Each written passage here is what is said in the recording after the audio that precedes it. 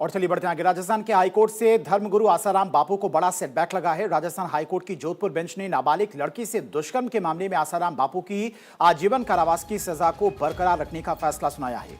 Court का कहना था कि उपलब्ध साक्ष्यों के आधार पर गैंगरेप का आरोप पूरी तरह से सिद्ध नहीं होता है, लेकिन अदालत ने यह भी साफ किया है कि अन्य गंभीर आरोपों को साबित करने के लिए पर्याप्त सबूत मौजूद हैं और इसीलिए दोष सिद्धि और सजा दोनों कायम रहेंगी।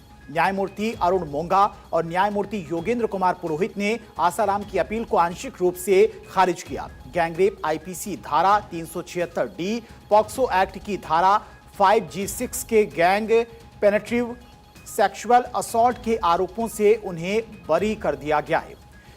क्रिमिनल कॉन्स्पिरेसी आईपीसी 120B से भी राहत मिली है, लेकिन आईपीसी धारा 376 2F के तहत नाबालिग से बलात्कार के आरोप पर दोष सिद्धि और आजीवन कारावास अब भी बरकरार रहेगा। साथ ही उनके साथी आरोपी संचिता गुप्ता उर्फ शिल्पी और शरद चंद्रा को ट्रैफिकिंग और कॉन्स्पिरेसी के आरोपों से बरी कर दिया गया है। फैसले के बाद देश भर में चर्चा तेज हो गई है। पीड़िता पक्ष ने इसे आंशिक न्याय बताया, जबकि आसाराम के समर्थकों ने आगे की कानूनी लड़ाई की बात कही है।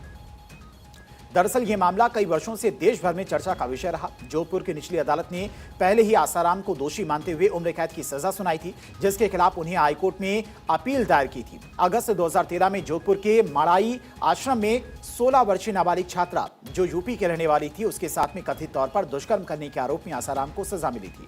25 अप्रैल 2018 को जोधपुर के स्पेशल SC/ST कोर्ट ने आसाराम को दोषी ठहराते हुए उम्र कैद और 5 लाख रुपए का जुर्माना सुनाया था।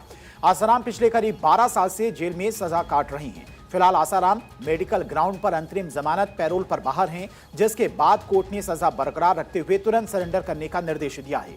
आसाराम की आयु लगभग 85 वर्ष हो चुकी है और इस समय वो कई स्वास्थ्य समस्याओं से जूझ रही हैं, जिसके आधार पर पहले उन्हें कई बार मेडिकल पैरोल मिल चुकी है। अब हाईकोर्ट के आए इस फैसले के बाद अब देखना होगा कि आसाराम आगे क्या कदम उठाते हैं। क्या वो सुप्रीम कोर्ट का रुख करते हैं या नहीं।